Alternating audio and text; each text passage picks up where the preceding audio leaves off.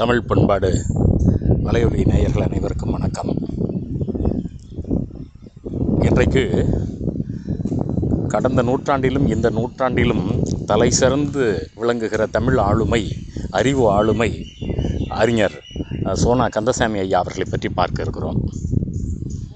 வலையொலி நேயர்களே, 2013-14 ஆண்டு இந்திய குடியரசுத் தலைவர் வழங்கிய தொல்காப்பியர் விருது பெற்ற ஐயா சோனாக்கா அவர்கள் மிகச்சிறந்த பன்மொழி அறிஞர். அவருடைய நூல்களிலே அந்த புலமையை நாம் பார்க்க முடியும். அவர் அண்ணாமலை பல்கலைக்கழகத்தில் இளங்கலையில் பொருளாதாரம் பயின்றிருந்தாலும் அங்கே எம்லிட் எனப்படுகிற முதுகலை இலக்கிய வல்லுநராக அவர் தமிழை பெற்று வென்றார். ஆங்கில இலக்கியம், வடமொழி, இந்தி என பன்மொழி அறிஞராக அவர் விளங்குகிறார். அதை அவருடைய படைப்புகளில் நம்மால் பார்க்க முடியும். அறிஞர் சோனா கந்தசாமி அவர்கள் பலராலும் SNK என அழைக்கப்படுபவர்.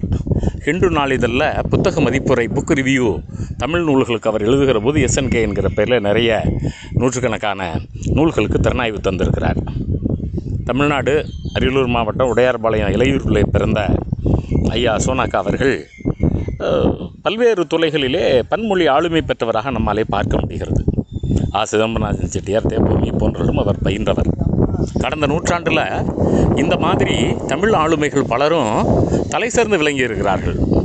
முனைவர் மூவா சென்னை மதுரை பல்கலைக்கழக துணைவேந்தராக, வாசுபமாணிக்கம், இந்த மாதிரி மிகச்சிறந்த தமிழர்கள் இருந்திருக்கிறார். அதில் நம்ம நுட்பமாக கவனிக்க வேண்டியது, பெரும்பாலும் தமிழ் முன்னெழுத்துக்களில் தமிழில் சொல்பவர்கள் என்பவர் மிக அரிதானவர்கள். இன்றைக்கு குவேப்பா, சோனாக்கா, இந்த மாதிரி பொற்கோ, இந்த மாதிரி தமிழில் தங்களுடைய முன்னெழுத்துக்களை வைத்துக் கொள்கிற ஒரு மரபு கடந்த நூற்றாண்டில் இருந்தது நண்பர்களே. அதை ஏன் சுட்டி காட்டுகிறேன் என்றால், இளைஞர்கள் எதிர்காலத்தில் இந்த மாதிரி தமிழிலே தங்களுடைய பெயரை சொல்வதற்கு பழகிட வேண்டும் நண்பர்களே. ஐயா அவர்கள் மலேசிய பல்கலைக்கழகத்தில் 1979 85 வரை துறைத் தலைவராக அங்கே இருந்திருக்கிறார்கள். அங்குள்ள நூலகங்களை போய் பார்த்தீங்கன்னா, தன்னிநாயகடிகளார், ஐயா இவர்களுடைய அந்த கையெழுத்துப்படிகள், குறிப்புகள் எழுதப்பட்ட நூல்கள் பல இருக்கும். நான் அங்கே போய் அதை படித்திருக்கிறேன். அவர் அண்ணாமலை பல்கலைக்கழகத்திலேயே பேராசிரியராக இருந்திருக்கிறார். பிறகு நம்ம உலகத்தமிழ் ஆராய்ச்சி நிறுவனத்தில் பணிபுரிந்திருக்கிறார். அதற்காகலாம் நாம் அவரை பெருமையாக இங்கே குறிப்பிட விரும்பவில்லை நண்பர்களே. அவர் எழுதியிருக்கக்கூடிய 40க்கும் மேற்பட்ட நூல்கள் சில நேரங்களில் நான் வியந்து இருக்க முடியும். நீங்கள் செவ்வியல் இலக்கியம் என தமிழ் அறிவிக்கப்பட்ட பிறகு கிரேக்க இலக்கியம் இன்றைக்கு செவ்வியலுக்கு நமக்கு தமிழில் கருவி நூலாக கிடைக்கிறது. சீன இலக்கியம் இன்றைக்கு கருவி நூலாக கிடைக்கிறது. ஹீப்ரு இலக்கியம் அவர் கிட்டத்தட்ட 70 அகவைக்கு பின்னாலே கூட பல்கலைக்கழகங்கள் இருக்கக்கூடிய, கல்லூரிகள் இருக்கக்கூடிய நூலகங்களுக்கு அலைந்து திரிந்து அந்த நூல்களை தேடி வாசிப்பதை நான் பார்த்து வியந்திருக்கிறேன் நண்பர்களே. எங்கள் வல்லுநர்கள் கூட அவர் நூலகத்துக்கு வந்தார். நல்ல இந்த ஆங்கில நூல்களை எல்லாம் பார்த்து எழுதுவதில் அவர் தலை சிறந்தவர் நண்பர்களே. அவருடைய நூல்களில், இந்த 40க்கும் மேற்பட்ட நூல்களில் உலகத்தமிழ் இலக்கிய வரலாறு என்பது மிக நுட்பமான நூல். அதே போல் பரிபாடலின் காலம், மணிமேகலையின் காலம், இதெல்லாம் நண்பர்களே அந்த மொழி நடையை வைத்து இந்த மொழியியலாளர்கள் பேசுவார்கள். அகத்திலிங்க ஐயாவாக இருந்தாலும் எப்படி அதில் காலம் காட்டுதல் இருக்கிறது என்றெல்லாம் சொல்லுகிற போக்கு, திருக்குறளுக்கு ஒரு உறுதிப்பொருள் அவருக்கு பல விருதுகளை வாங்கி கொடுத்த நூல் என்பதையும் நம்ம கவனிக்கிறோம். நீங்கள் இன்றைக்கு இந்த ஜெனர் தியரி என்பார்கள், இலக்கியமும் இலக்கிய வகையும் என்பதிலையும் ஐயா அவர்கள் பல்வேறு புதுமைகளை தந்திருக்கிறார்கள் என்பது ஒரு நுட்பமான ஒன்று. மிகச்சிறிய இலக்கிய சோலை போன்ற நூல்களையும் அவரிடம் பார்க்க முடியும். பாரதிதாசன் எஸ் ரொமான்டிக் போயட் என்கிற அந்த நூல், அவருடைய அந்த பாரதிதாசனுடைய கவிதையியல் கோட்பாடுகள், அழகியல் கவிதைகளை மொழிபெயர்த்திருக்கிறார். ஆந்தாலஜி ஆஃப் புக் ரிவ்யூஸ், தொல்காப்பியரின் இலக்கிய கொள்கைகள். நண்பர்களே, இந்த தொல்காப்பியருடைய இலக்கிய கொள்கைகளை தனியாக பேச வேண்டும். அது தனிப்பதிவை நம்ம வெளியிடுவோம். அதே போல் சுந்தரருடைய பாடல்களையும் திருமந்திரத்தையும் முழுமையாக ஐயா அவர்கள் மொழிபெயர்த்திருக்கிறார்கள் என்பது ஒரு வியப்புக்குரிய செய்தி. இதெல்லாம் இன்றைக்கு நூலகங்களை நீங்கள் பார்க்க முடியும். அதே போல் தமிழ் செல்வம், தமிழ் இலக்கண செல்வம்னு தொகுதிகளாக அவர் வெளியிட்டிருக்கிறார். தொல்காப்பியம் எழுத்ததிகார தெளிவு, அவருடைய புறத்திணை வாழ்வியல் தனியாக குறிப்பிட வேண்டிய நூல்.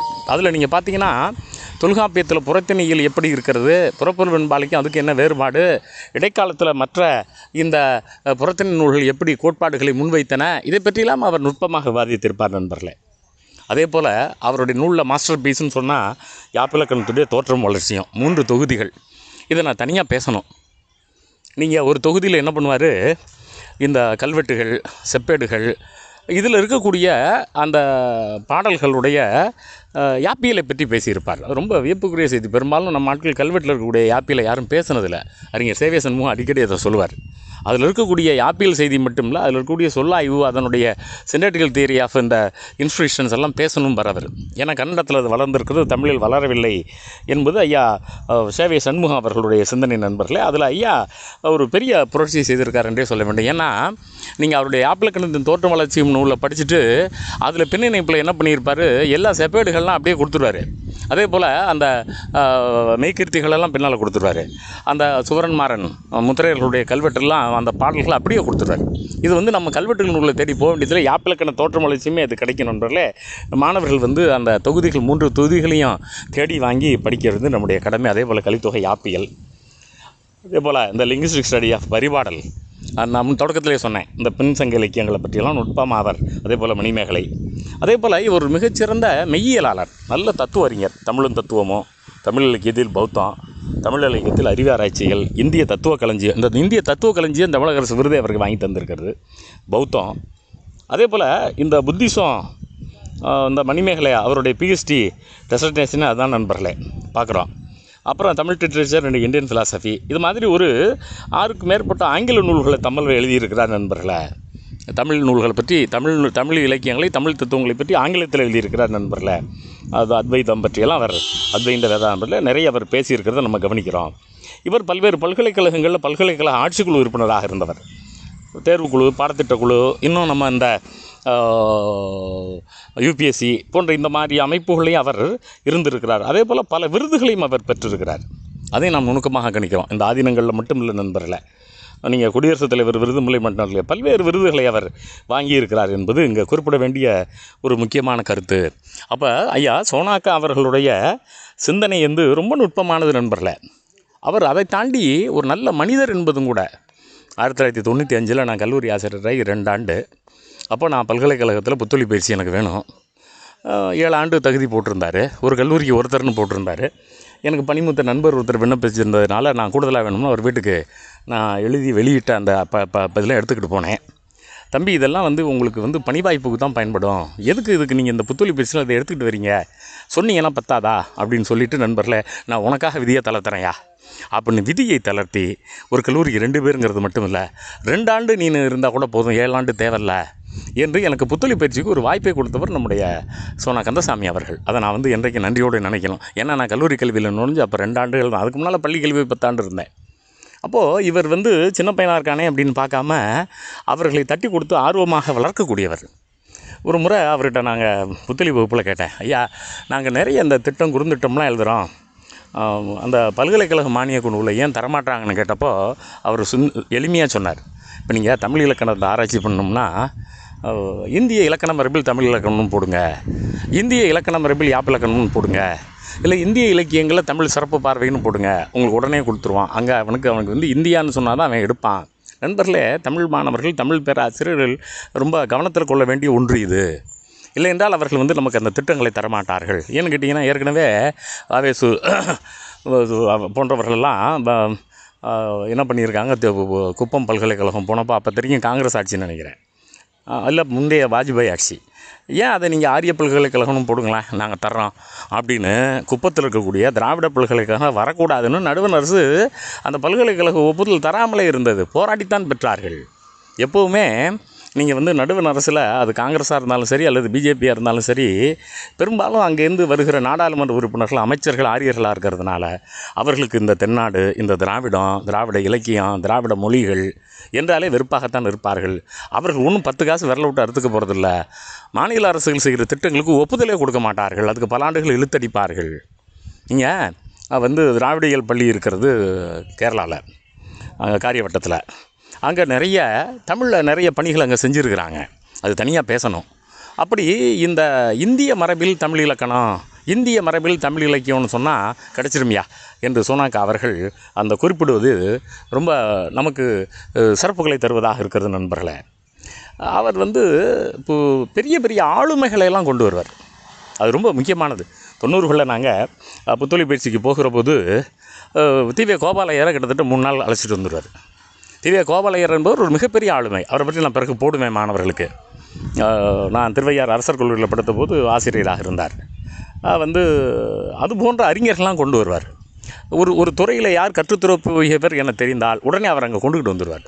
அத்தகைய சிறப்பு நம்முடைய சோனாக் அவர்களுக்கு உண்டு. பெரும்பாலும் இந்த மாதிரி செய்ய மாட்டாங்க. அங்கே அந்த பல்கலைக்கழகம் அது சார்ந்து இருக்கிற பகுதியில் இருக்கக்கூடிய அறிஞர்களை வைத்துக்கொண்டு இந்த புத்தளி பூச்சி போன்ற விஷயங்களை மற்றவர்கள் முடித்து வருவார்கள்.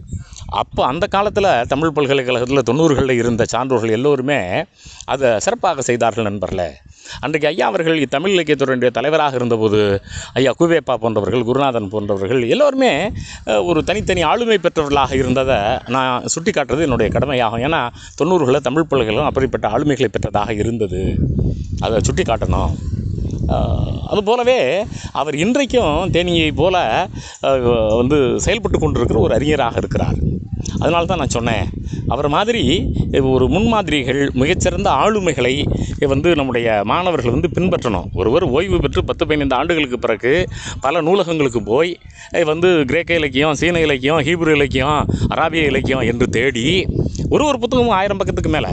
நீ அதனால சும்மா பேருக்கு எழுதல. அவர் கன்ஃபியூசியஸ் தியரினா கன்ஃபியூசியஸை பற்றி ரொம்ப நுட்பமாக அவருடைய நூல்களுக்கு இடம்பெற்றிருக்கிற செய்திகள் எல்லாம் நீங்கள் அந்த மாதிரி நூல்களை படிக்கிற போது தான் எப்படி தமிழ் அந்த இலக்கியங்களையெல்லாம் விட உயர்ந்ததாக இருக்கிறது, தனக்கென்று தனி வடிவமைப்பு அல்லது மிகச்சிறந்த இந்த செவ்வியல் யாப்பிலக்கணத்தை பெற்றிருக்கிறது, மிகச்சிறந்த இந்த உள்ளுரை ஓமம், இறைச்சி பொருள் போன்ற தன்மைகளை பெற்றிருக்கிறது, மிகச்சிறந்த அக இலக்கியத்தை பெற்றிருக்கிறது என்பது நமக்கு அந்த நூல்களோடு ஒப்பிட்டு பார்க்கிற பொழுது தான் நமக்கு புரியும் நண்பர்களே. அதற்கு வசதியாக, தமிழிலேயே படிப்பதற்கு வசதியாக சோனாக்கா தந்திருக்கக்கூடிய மிகப்பெரிய அந்த கிரேக்க, அராபிய அந்த இலக்கியங்கள் சுட்டி காட்டுவது என்னுடைய கடமை நண்பர்களே. அத்தகைய சோனாக்கா போன்ற அறிஞர்கள் நாங்கள் அப்போவே எதிர்பார்த்தோம், இவரெல்லாம் தமிழ் பல்கலைக்கழகத்துக்கு துணைவேந்தராக அறிவிக்கப்படுவார் என்று. அதுக்கான வாய்ப்பெல்லாம் அவருக்கு கிடைக்கல. ஆனால் நம்ம தமிழ் வரலாற்றில் நீங்கள் பார்த்தீங்கன்னா, நான் முன்னாடியே சொன்ன மாதிரி வாசுப மாணிக்கம், மூவா, பொற்கோ அவர்கள் சென்னை பல்கலைக்கழகத்துக்கு, காப்பாரவாணன், இது மாதிரி பொது பல்கலைக்கழகங்கள் துணைவேந்தராக இருந்தவர்கள், தமிழ் பல்கலைக்கழகத்துக்கு துணைவேந்தராக வந்தவர்கள். இவரெல்லாம் ஒரு பொது பல்கலைக்கழகத்துக்கே துணைவேந்தராக வந்திருக்க வேண்டியவர். நாங்கள் மாணவர்களாக அல்லது கல்லூரி ஆசிரியர்களாக இருந்த காலகட்டத்தில் இவரெல்லாம் அடுத்து தமிழ் பல்கலைக்கழக துணைவேந்தராக அறிவிக்கப்படுவார் என்று எதிர்பார்த்து நாங்கள் காத்திருந்த காலமெல்லாம் உண்டு. அத்தகைய தலை சிறந்த ஒரு அறிஞர், அவரை பற்றி குறிப்பிட வேண்டியது என்னுடைய கடமை நண்பர்களே. இன்னும் கூட தமிழறிஞர்கள் பலரும் இருக்கிறார்கள். அவர்களை பற்றி நாம் அடுத்தடுத்த பதிவுகளில் பார்ப்போம். அனைவருக்கும் நன்றி.